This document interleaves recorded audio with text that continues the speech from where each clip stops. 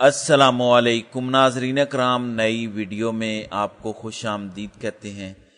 جو جال chief justice of Pakistan قاضی فائز عیسیٰ نے کبھی سابق چیف جسٹس عمرتاب بندیال کے لیے بنا تھا،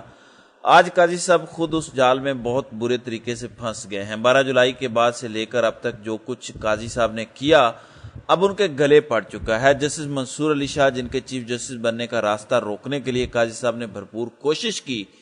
آج جسٹس منصور علی شاہ کو بہت بڑی فتح ملی ہے۔ سپریم کورٹ کے 11 ججز نے قاضی صاحب کو ایک بہت بڑا جھٹکا دے دیا ہے۔ وہ غیر آئینی کمیٹی جو قاضی صاحب نے پچھلے ہفتے بنائی تھی سپریم کورٹ کے ججز نے، آج اس کمیٹی کو بھی اڑا کر رکھ دیا ہے۔ تفصیلات میں آپ کو بتا دیتا ہوں۔ ناظرین اکرام، سپریم کورٹ آف پاکستان میں ججز کے درمیان ہونے والا اختلاف اب لڑائی کی شکل اختیار کر چکا ہے۔ ایک طرف قاضی صاحب ہیں تو دوسری طرف سپریم کورٹ کے اکثریتی ججز ہیں۔ پچھلے 15 دنوں میں قاضی صاحب نے عدلیہ پر حملے کے لیے جو سہولت کاری کی، اب قاضی صاحب کے سامنے وہ تمام تر چیزیں آ چکی ہیں۔ قاضی صاحب بہت برے طریقے سے پھنس گئے ہیں۔ 3-4 امپورٹنٹ خبریں ہیں، امپورٹنٹ ڈیولپمنٹس ہیں، وہ میں سامنے رکھ دیتا ہوں۔ پہلی امپورٹنٹ بات تو یہ ہے کہ پچھلے ہفتے قاضی صاحب نے پریکٹس اینڈ پروسیجر کمیٹی میں جو اچانک تبدیلی کی، جسٹس منیب کو اس کمیٹی سے نکالا، امین الدین خان کو اس کمیٹی کا حصہ بنایا۔ اس کمیٹی کی تشکیل کے بعد جو ہونے والا اجلاس تھا جس میں منصور علی شاہ نے شرکت کرنے سے انکار کر دیا، اور اس اجلاس میں شرکت نہ کرنے کے بعد ایک خط قاضی صاحب اور سپریم کورٹ کے تمام ججز کو لکھا، اس خط کے آفٹر شاکس آج آئے ہیں۔ اس خط کے جو اثرات آئے ہیں وہ سپریم کورٹ میں آج سامنے آ چکے ہیں۔ اسی وجہ سے میں نے عرض کیا کہ قاضی صاحب بہت برے طریقے سے پھنس گئے ہیں۔ یہ وہی جال ہے جو قاضی صاحب نے سابق چیف جسٹس کے لیے بنا تھا، اور آج اس جال کے اندر قاضی صاحب خود آ چکے ہیں۔ معاملہ یہ ہے کہ سپریم کورٹ کے سینئر پیونی جج نے تمام تر ججز کو خط لکھا کہ یہ جو پریکٹس اینڈ پروسیجر کمیٹی میں اچانک تبدیلی کی گئی ہے یہ غیر آئینی، غیر قانونی ہے۔ جب تک سپریم کورٹ کا فل کورٹ بینچ نہیں بیٹھ جاتا تب تک پریکٹس اینڈ پروسیجر کمیٹی میں تبدیلی نہیں کی جا سکتی۔ اب جسٹس منصور علی شاہ نے یہ خط تمام تر ججز کو لکھا، اور اس خط کے اندر یہ بھی لکھا کہ سپریم کورٹ کو ون مین شو کی طرح نہیں چلایا جا سکتا، یعنی جس طرح قاضی صاحب چلا رہے ہیں اس طرح سپریم کورٹ نہیں چل سکتی۔ اور یہ بھی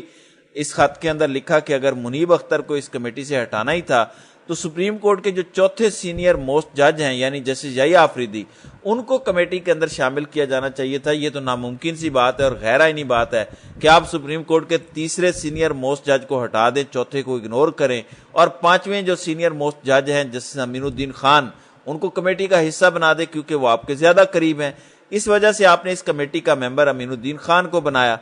اب سپریم کورٹ کے تمام تر ججز کو جب یہ خط موصول ہوا تو اس کے بعد سے لے کر اب تک یہ خبریں آ رہی ہیں کہ تمام تر ججز آپس میں مشاورت کر رہے ہیں۔ آپ کو یاد ہوگا 12 جولائی والے سپریم کورٹ کے مخصوص نشستوں والے کیس کے مختصر فیصلے کے بعد جب یہ ماحول بنایا جاتا تھا کہ ریاست سپریم کورٹ کا حکم ماننے کا موڈ میں نہیں ہے، ریاست سپریم کورٹ کا حکم نہیں مانے گی، تو میں نے یہ بتایا تھا کہ وہ 8 ججز جنہوں نے سپریم کورٹ کا یہ فیصلہ سنایا ہے، سپریم کورٹ آف پاکستان نے پی ٹی آئی کو جو مخصوص نشستیں دینے کا فیصلہ دیا ہے، وہ تمام تر 8 ججز صورتحال کا جائزہ لے رہے ہیں۔ آپ انتظار کیجئے ان کے جواب کا، اور اب یہ لگ رہا ہے کہ وہ سپریم کورٹ کے 8 ججز اور ان کے ساتھ مزید 3 جج یعنی 11 ججز نے قاضی صاحب کو ایک بہت بڑا جواب دے دیا ہے۔ وہ جواب کیا ہے وہ بھی میں آپ کو بتا دیتا ہوں۔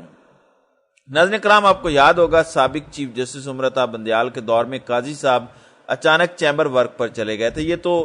اب سب کو پتہ چل گیا ہے کہ قاضی صاحب کی کسی بھی اپنے ساتھی جج کے ساتھ آج تک نہیں بن سکی، کیونکہ قاضی صاحب کے جو قریبی دوست ہیں جو آج سے 1.5 سال پہلے قاضی صاحب کے ساتھ کھڑے ہوتے تھے، قاضی صاحب کو درست قرار دیتے تھے، جب پی ٹی آئی کی حکومت نے قاضی صاحب کے خلاف ریفرنس لکھا اس ٹائم بھی جو قاضی صاحب کے ساتھ جج کھڑے تھے، قاضی صاحب کے ساتھ وکلاء کھڑے تھے، وہ بھی آج یہ کہنے پر مجبور ہو گئے ہیں کہ قاضی صاحب کو اپنے علاوہ کوئی دوسرا شخص نظر نہیں آتا۔ وہ بھی یہ کہنے پر مجبور ہو گئے ہیں کہ قاضی صاحب کو یہ لگتا ہے کہ جو کچھ وہ سوچ رہے ہیں، جو سمجھ رہے ہیں، جو وہ کہہ رہے ہیں صرف وہی درست ہے، باقی ارد گرد کے لوگ غلط کہہ رہے ہیں۔ یعنی یہ سیلفشنس کی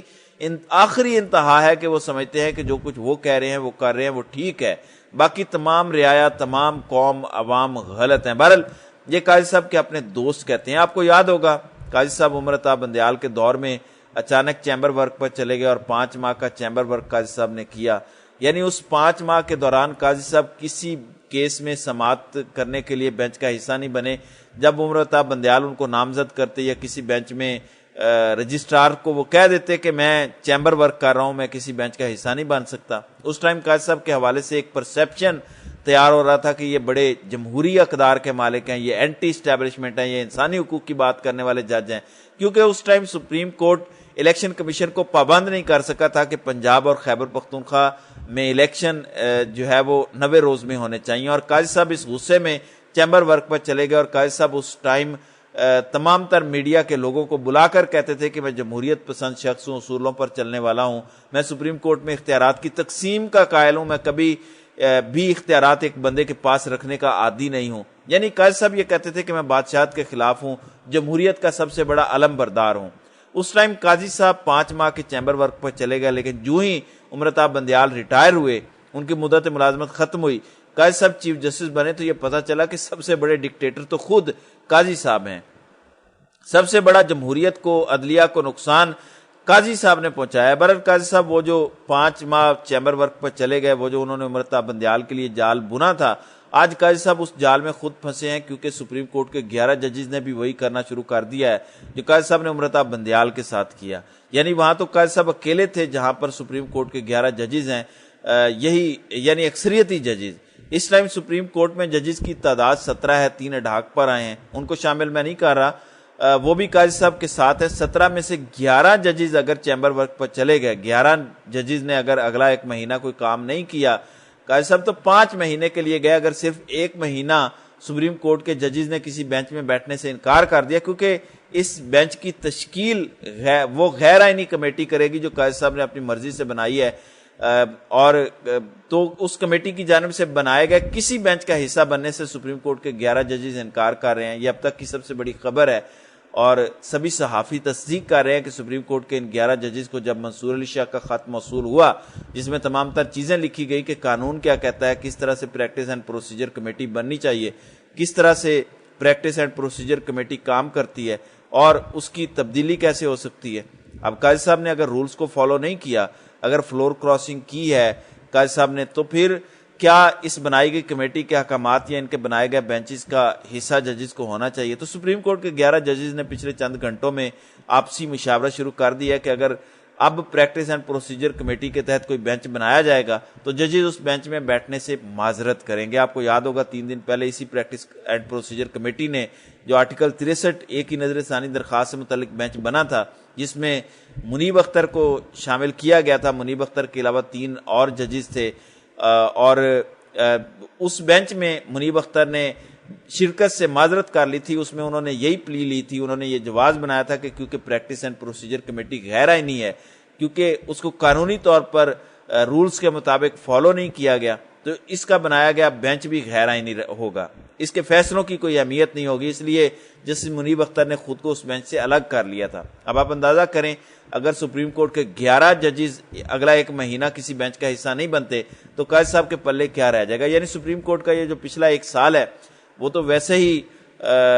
جو ہے وہ تاریخ میں یاد رکھا جائے گا کہ کیا کیا بدعنوانیاں ہوئیں، کیسے کیسے انسانی حقوق کی خلاف ورزیوں پر قاضی صاحب خاموش رہے، کیسے اپنی ججز پر حملہ آور ہوتے رہے قاضی صاحب، کیسے عدلیہ پر حملے کے لیے سہولت کاری قاضی صاحب کرتے رہے، کیسے غیر آئینی ترمیم جو عدلیہ پر پورا بلڈوزر چلا رہی تھی، پورا حملہ کر رہی تھی حکومت کے ذریعے، اس حملے میں سہولت کاری قاضی صاحب کرتے رہے، اور پھر ایک ایسی کمیٹی بنائی جس کمیٹی کو غیر آئینی طور پر تبدیل کیا گیا، اس کمیٹی میں اپنی مرضی کے ججز کو قاضی صاحب نے شامل کیا۔ یعنی پاکستان کی عدالتی تاریخ میں قاضی صاحب کا دور کبھی نہیں بھلایا جائے گا۔ جو کچھ پاکستانی عدالتی تاریخ میں نہیں ہوا وہ قاضی صاحب اپنے پلے باندھ کر سپریم کورٹ سے گھر جائیں گے۔ میں نے کل بھی ویلاگ میں کہا تھا کہ قاضی صاحب گھر تو جا رہے ہیں لیکن وہ اپنی آخری حد تک پہنچ کر گھر جائیں گے، ایسی لیگسی چھوڑ کر جائیں گے کہ کوئی چیف جسٹس سپریم کورٹ میں کم از کم قاضی صاحب کے نقش قدم پر چلنے کا نہیں سوچے گا، کیونکہ قاضی صاحب پاکستان کی عدالتی تاریخ پر وہ سیاہ باب رقم کرنے جا رہے ہیں جو کبھی کسی نے نہیں کیا۔ اب سپریم کورٹ کے 11 ججز نے اس پر مشاورت شروع کر دی ہے، عین ممکن ہے اگلے چند گھنٹوں میں کوئی خبر آ جائے کہ 2-3 ججز چیمبر ورک پر چلے گئے ہیں، ان میں جسٹس اطہر من اللہ اور منیب اختر تو ہو سکتے ہیں، دیگر بھی کچھ نام ہیں، لیکن کیونکہ ابھی یہ پری میچور خبر ہے، ابھی تصدیق نہیں ہوئی، ابھی تک خود ججز کی جانب سے اعلان نہیں ہوا، تو بہتر ہے کہ جب تک سپریم کورٹ کے ججز خود اعلان نہیں کرتے اس وقت تک نہ نام لیا جائے۔ خبر یہ شہر اقتدار میں بہرحال گردش کاری ہے کہ منصور علی شاہ نے جو پریکٹس اینڈ پروسیجر کمیٹی کے حوالے سے ججز کو خط لکھا تھا، اس خط کے یہ آفٹر شاکس ہیں. اب یہ ججز کا رد عمل ہے جس کا سامنا قاضی صاحب کو کرنا پڑے گا، کیونکہ اگلا 1 مہینہ قاضی صاحب ہر وہ اقدام کرنا چاہتے ہیں، وہ کام کرنا چاہتے ہیں جو اس نظام کے فائدے کے لیے ہوگا. تو دیکھتے ہیں کہ قاضی صاحب کی جو اپنی مرضی کے فیصلے دینا چاہتے ہیں، ان فیصلوں کو روکنے کے لیے، قاضی صاحب کو شرمندہ کرنے کے لیے، قاضی کا یہ پورا پلان ناکام بنانے کے لیے، کیا ججز واقعی یہی کرتے ہیں کہ تمام تر ججز چیمبر ورک پر چلے جائیں؟ اور ججز جا بھی رہے ہیں چیمبر ورک پر، اور قاضی صاحب کو ایک بہت بڑا جھٹکا اس سے لگے گا. بہرحال دیکھتے ہیں کہ آگے ہوتا ہے کیا. تو ناظرین کرام، آپ کی اس ویڈیو کے حوالے سے کیا رائے ہے؟ آپ اپنی رائے